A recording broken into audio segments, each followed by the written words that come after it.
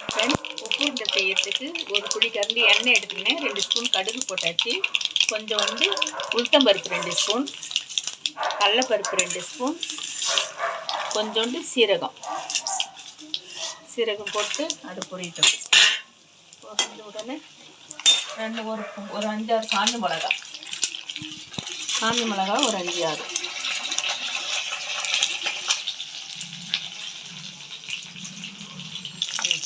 இட்லி அரிசி போட்டு ஒரு 2 அழகாக அரிசி எடுத்து நான் கிரைண்டரில் ஆட்டிக்கிட்டேன்.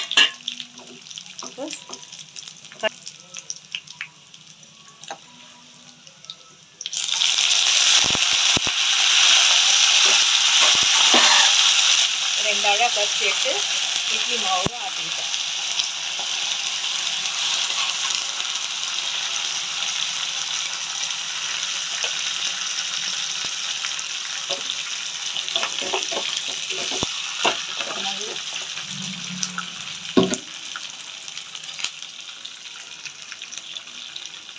கொஞ்சம் தேங்காய் போடணும், கொஞ்சம் தேங்காய் துருவி போட்டுக்கணும்.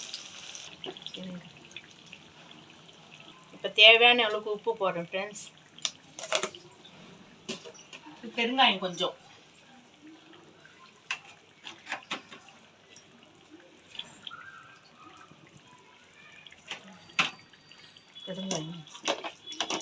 உப்பு நல்லா வதக்கிக்கணும். எண்ணெயில் வதக்கிட்டு அதுக்கப்புறம் கொஞ்சம் ஆறின பிறகு பிடிச்சி வச்சுட்டோம்னா உப்பு உருண்டை ரெடி.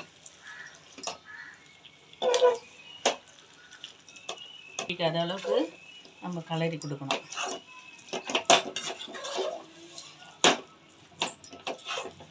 இது மாவு ஆவரி காட்டியிருந்தால் நம்ம சுத்தண்ணி இது மாதிரி உப்புமா மாதிரி தாளிச்சிட்டு அதில் கொட்டி கலர்னா அதுவும் நல்லாயிருக்கும். இது அதை விட டேஸ்ட்டாக இருக்கும். அது பச்சரிசி மாவு நம்மளுக்கு பிசு பிசுன்னு பிடிக்கிற மாதிரி இருக்கும். இது நல்லா இருக்கும் இட்லி அரிசியில் போட்டு செஞ்சோம்னா.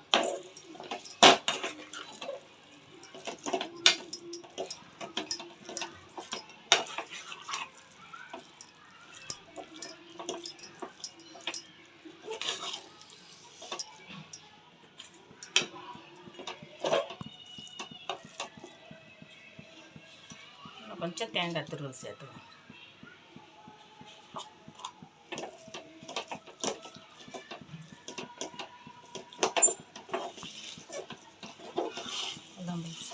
இதை இப்போ ஆறின உடனே இது பிடிச்சி வச்சிடலாம். கொத்தமல்லி 2 போட்டுக்கலாம் ஃப்ரெண்ட்ஸ்.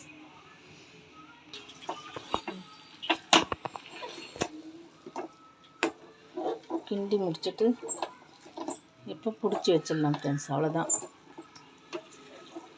ஆவரி காட்டிட்டு காட்டும். ஹலோ ஃப்ரெண்ட், இந்த மாதிரி உருண்டை பண்ணி வச்சுன்னு இட்லி பானில் எண்ணெய் தடவிட்டு இப்படி வச்சு ஆவரி காட்டிடணும். சூப்பராக இருக்கும் அந்த கொழுக்கட்டை. செஞ்சு சாப்பிட்டு பாருங்கள். இந்த வீடியோ பிடிச்சிருந்தா இப்போ ஒரு 1/2 அன் ஹவர் கழிச்சு இது எடுத்துடலாம். எடுத்துகிட்டு உடனே சாப்பிட்லாம்.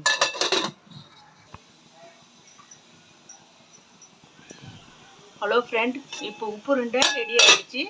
இதை எடுக்கிறேன் ஃப்ரெண்ட்ஸ். இந்த வீடியோ பிடிச்சிருந்தா வாங்க சாப்பிட்லாம். இந்த வீடியோ பிடிச்சிருந்தா லைக் பண்ணுங்கள், ஷேர் பண்ணுங்கள், சப்ஸ்கிரைப் பண்ணுங்கள். உப்பு உருண்டை ரெடி பாருங்கள் ஃப்ரெண்ட்ஸ் எப்படி இருக்குதுன்னு. இது நல்ல டேஸ்ட்டாக இருக்கும் ஃப்ரெண்ட்ஸ். இது மாதிரி செஞ்சு சாப்பிட்டு பாருங்கள். இந்த வீடியோ பிடிச்சிருந்தா லைக். நன்றி, வணக்கம்.